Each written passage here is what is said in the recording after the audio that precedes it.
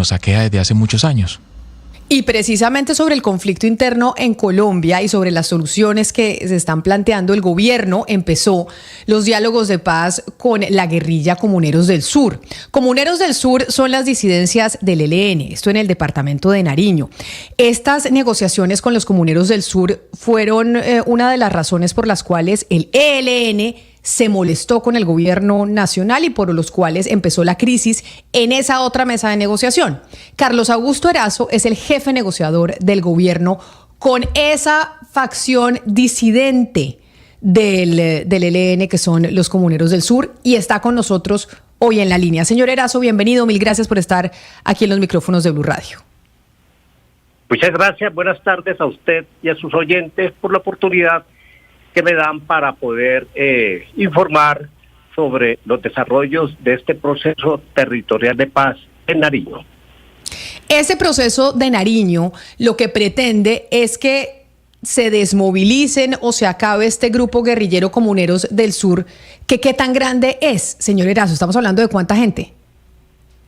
Este proceso se inició desde el año pasado, las primeras conversaciones que se profundizaron en el presente a raíz del inicio de un proceso de desminado humanitario en el municipio de Samaniego.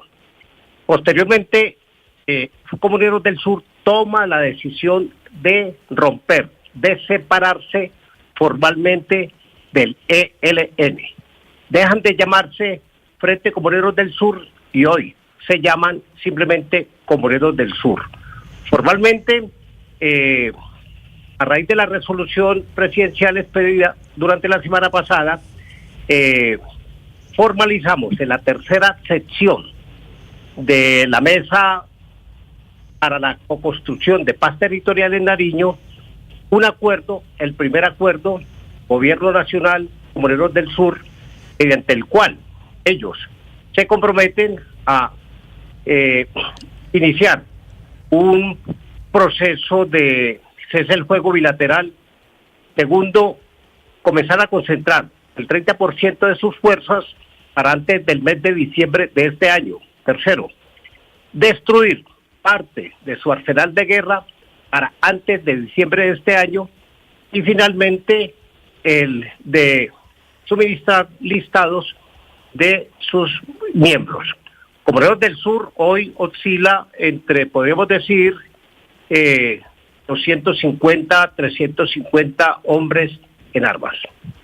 250 o 300 hombres en armas, señor Erazo, ¿consideró el gobierno nacional eran suficientes o valía la pena poner en riesgo la negociación con el ELN en su totalidad por esa negociación territorial con Comuneros del Sur? Y se lo pregunto porque es uno de los principales reclamos que ha hecho el ELN ya desde hace meses, que el gobierno esté intentando negociaciones con disidencias de ese grupo armado. Este proceso con Comuneros del Sur no conllevó a la ruptura que existe hoy a nivel nacional o a la suspensión de la negociación, no. Comuneros del Sur, mucho tiempo atrás, según lo han manifestado ellos, venían con diferencias y con problemas internos con su dirección nacional. Diferencias que se trataron de subsanar el año pasado y que finalmente conllevaron a que Comuneros del Sur decidieran conjuntamente con todas sus militancias, sus milicianos, a romper y a constituirse en un movimiento insurgente independientemente del ELN. Por eso, esas conversaciones que ya se venían desarrollando el año pasado entraron a formalizarse y hoy, Comuneros del Sur no se considera una disidencia, sino un movimiento político-militar independiente que formalmente ha iniciado negociaciones y está conllevando a un ambiente de distensión, de acciones humanitarias, de transformación territorial y de acciones que expresan el tránsito paulatino de Comuneros del Sur hacia la vida ciudadana. Jefe negociador Erazo, usted al principio de esta entrevista nos mencionaba 4 puntos que son como los 4 compromisos que tienen los comuneros del sur.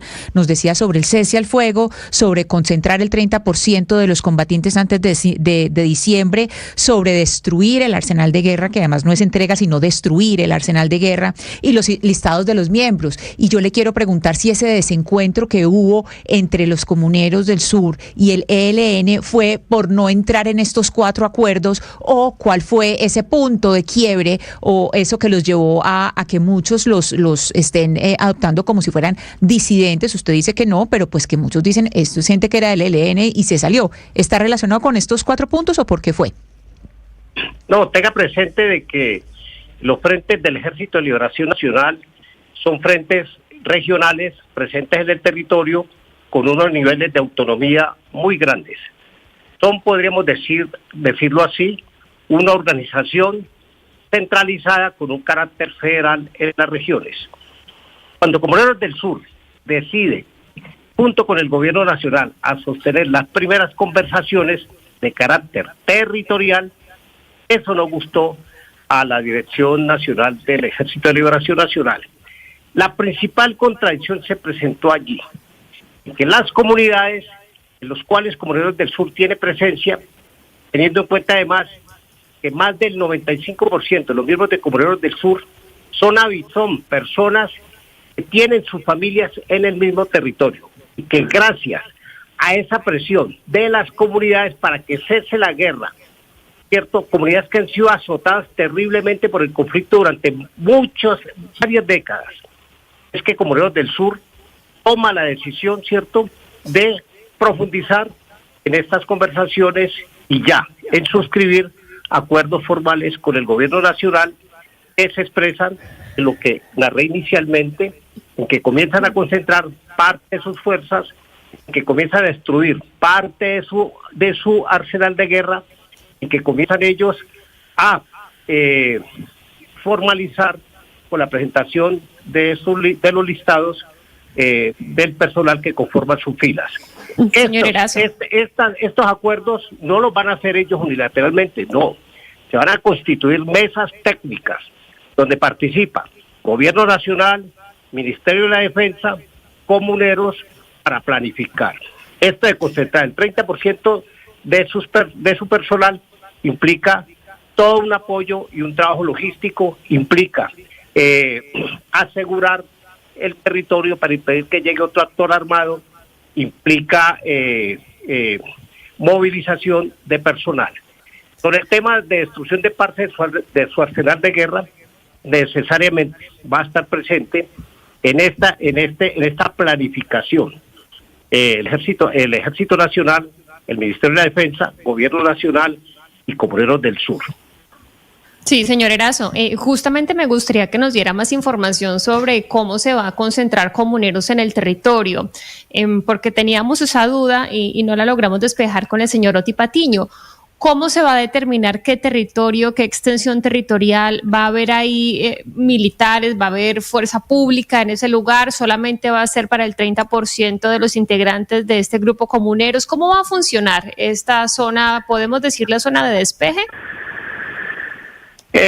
No, este es un proceso, quiero aclarar, en primer lugar, este es un proceso de carácter territorial, con actores territoriales asumiendo conflictos y problemas territoriales y con soluciones que se están diseñando en el mismo territorio. Comuneros, ellos tienen presencia en 10 municipios aquí en el departamento del Nariño. Y en uno de esos municipios, ¿cierto?, ellos han decidido de que como hecho concreto de su voluntad y de su decisión de paz, van a comenzar a concentrar parte de su fuerza. Esto responde a un proceso, es decir, porque la decisión de tanto de ellos como de nosotros es que va a ser un proceso corto. Los tiempos de este proceso son los tiempos políticos de este gobierno. Y en ese proceso de concentración, ¿cierto?, se va a hacer concertadamente entre ellos, Gobierno Nacional, Ministerio de la Defensa, el definir en qué sitio, dónde, ellos ya tienen una propuesta dónde podría ser esa concentración Ya es algo que tenemos que conversar internamente para concretar y comenzar las acciones para materializar este hecho. Jefe negociador Erazo, hay un punto en el que me quisiera detener de los compromisos y es la destrucción del arsenal, porque muchas veces en los procesos de paz se habla de entrega de armas y todo el mundo dice, no, pues entrega de armas, no, eso tiene que ser, dejación de armas, y no es lo mismo dejación de armas a lo que usted nos dice que es destrucción de armas, porque ese ya es un compromiso que exige primero, pues un inventario de las armas y segundo, pues que sí sean destruidas, un mecanismo de verificación, y sobre eso le quiero preguntar, ¿cuáles son los mecanismos de verificación para mirar el inventario de armas que tienen estas personas, estas 250, 350 personas, y quién haría ese monitoreo de su destrucción o el destino que tengan? Bueno, aclaro, ellos no van a destruir sus armas, todas sus armas. Ellos, seguramente al final de este proceso, ya lo manifestaron públicamente, van a hacer dejación de armas. Lo que va a suceder en el transcurso de estos meses que quedan de este año es que ellos van a entregar, ¿cierto?, parte. Pero jefe negociador, perdón, es que dejación de armas es muy distinto a destrucción. Sí, a destrucción. Van a destruir, eso se va a hacer técnicamente, necesariamente esto es un asunto militar, es un asunto de seguridad, y esto se va a hacer de una forma consensuada, conversada con el Ejército Nacional, con la Policía, con el Ministerio de la Defensa. Y aquí van a estar acompañándonos un delegado de los Países Bajos, la misión de apoyo a los procesos de paz de la Organización de Estados Americanos, y va a estar presente también delegados del Episcopado colombiano, quienes nos han venido acompañando en las reuniones en este proceso que ya se ha iniciado formalmente aquí en Nariño.